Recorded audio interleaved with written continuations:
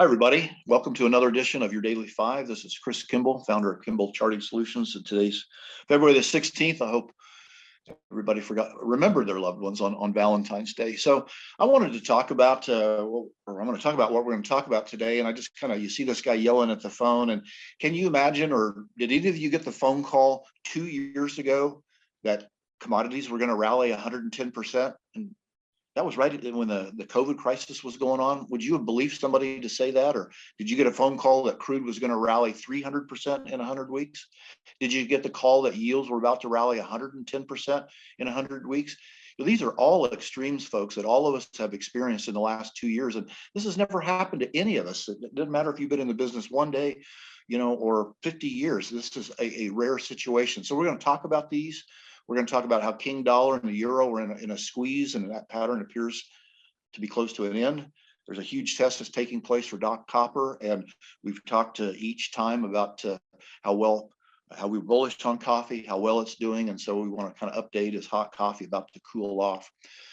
So here's one of the things is, can you think back 2 years ago when the government was shutting down things? And to me, the common phone call was what?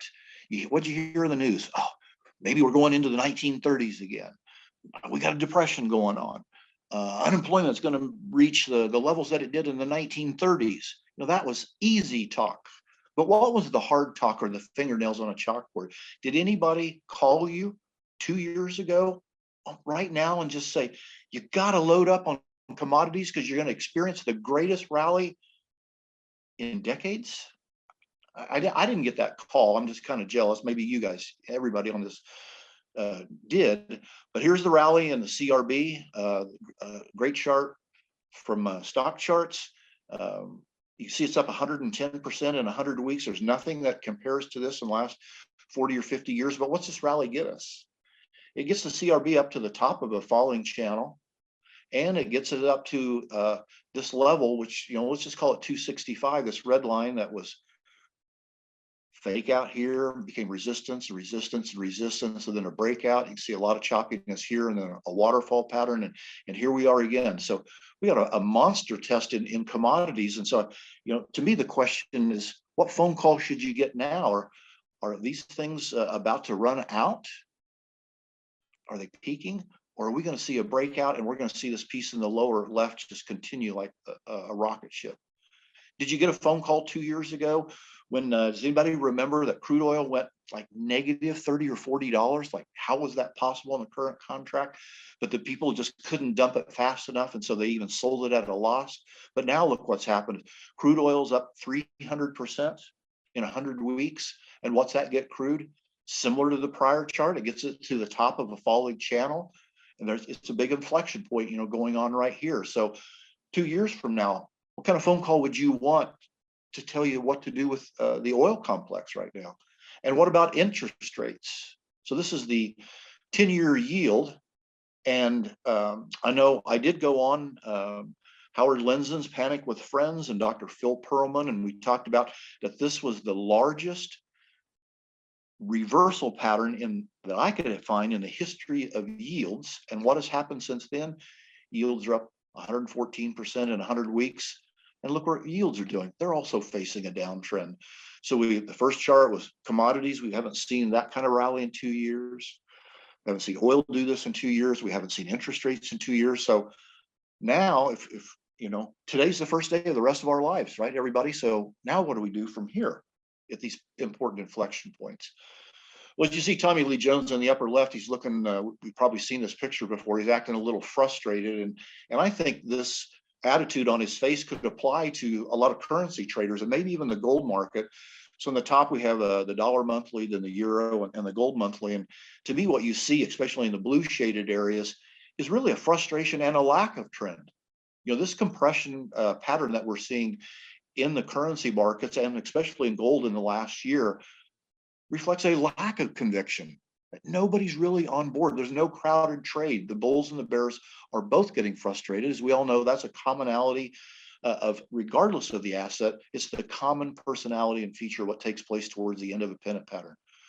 People frustrated. But the big key is, folks, fasten your seatbelts, because these things have been going on for years.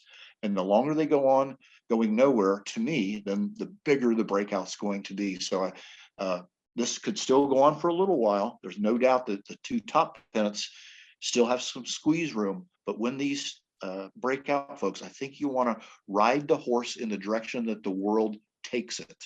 So I want to just make you aware of these patterns. Look at Doc Copper. Doc Copper is testing its 12-year-old highs. It's spent over a year, folks, talking about another lack of conviction. There's just not enough bulls or bears to get it out of this really narrow range that's been on for a year. But again, the longer this compression, the longer the boringness transpires, I think the bigger the move's going to be. So again, really take heed of what happens to Doc Copper up here. We've talked about coffee many times, and I wanted to update. This was a chart from last summer, and we'd highlighted all of these falling declines, and the average rally that we talked about then was 140%. When coffee breaks out, at that time, coffee was trading at 175. And so here's the update. We have copper now trading at 253. So that's up roughly 50% from this past summer when we highlighted it on the daily 5. The coffee's entering a really important critical point. You can see the 1985 high where that took place, the 93 high, the 97 high, the 2010-11 highs, and we're back up there again. So we do have a dog in this fight. We've been biased. We've been beating on this drum for months and months on the daily 5. We've got a big inflection point. So we're now, we haven't taken profits yet, but we're really going to pull up our stops tight because this is a big resistance point that has not been taken out now for 40 years. Another big long-term pattern that I wanted to bring up is silver. Silver hit a high of $50 in 1980. You see this massive cupping pattern that took 30 years to make. The key is it looks like a double top. Then it created a bearish descending triangle. All of you know that 2/3 of the time that results in lower prices. But silver, once it broke, here roughly at $27, here it ends up, being around $13, almost a 50% decline. So silver, despite commodity rallies, all of the things that have happened in the commodity space, gold and silver somehow missed the bus. They haven't rallied on this stuff. And so one thing for the metals bulls that I want you to pay really close attention to, it's possible that this is another descending triangle forming over the last 12 or 14 months, So key, it's stuck between the 50 and 61% fib levels. Follow the trend when it breaks out of this, folks. This is really, again, frustrating people going nowhere. This is going to end, and it should be a monster when it does.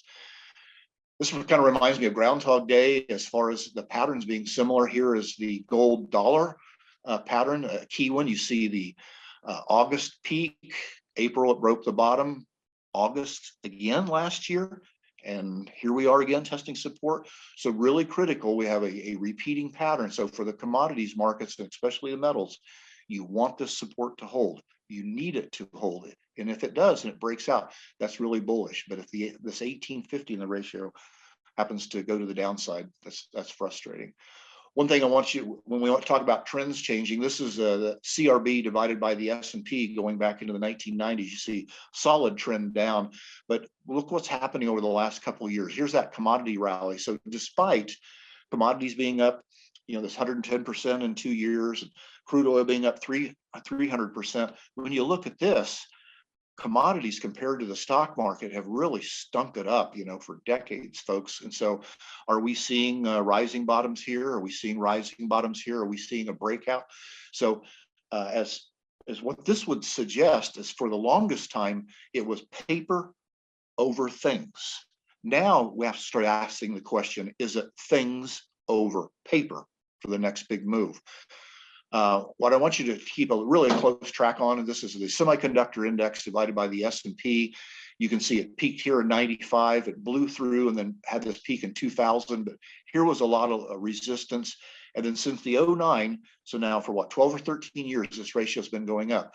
So when we talk about, the mother of all indicators in stocks, I think this is the one I really pay attention to, because semiconductors, folks, have led the party to the upside since the 2002-03 lows. We're almost 20 years they've led this party, going higher. So keep your eye on how these do, going forward. Lastly, the Dow's up against a couple of really critical places. I'm going to run through these quickly as we're ending this up because you can go back on the recording. Really key issues for the Dow. Interest rates, right here, the 10-year yield. I'm hoping for the United States government that I've got eggs on my face here because it's a possibility of an inverse head and shoulders in yields. When you think of a measured move, yields are attempting to break out here, and if they would continue to go up higher, the measured move would suggest that the 10-year yield runs up to 6.5 or 7%. I know this is really, really crazy and extreme, but we just got to take the patterns for what they are. The key is right here on this breakout, this continues. TBF and TBT should do, really well. So we've seen these really unusual rallies, everybody, take place. We are at inflection points that we've hardly seen in my career, 40 some years. So I want to share that to StockChart members, you can get a discount by going to kimblechartingsolutions.com/StockCharts. Take care, everybody. See you soon. Hey guys, Dave Keller here with StockCharts.com. Thanks so much for watching our video. If you enjoyed it, and we hope you did, hit the like button right below. Also, we have so much new content every day. Consider subscribing to the channel. Just hit the subscribe button in the video or right below. Thanks for watching. Stay safe. Have a fantastic day.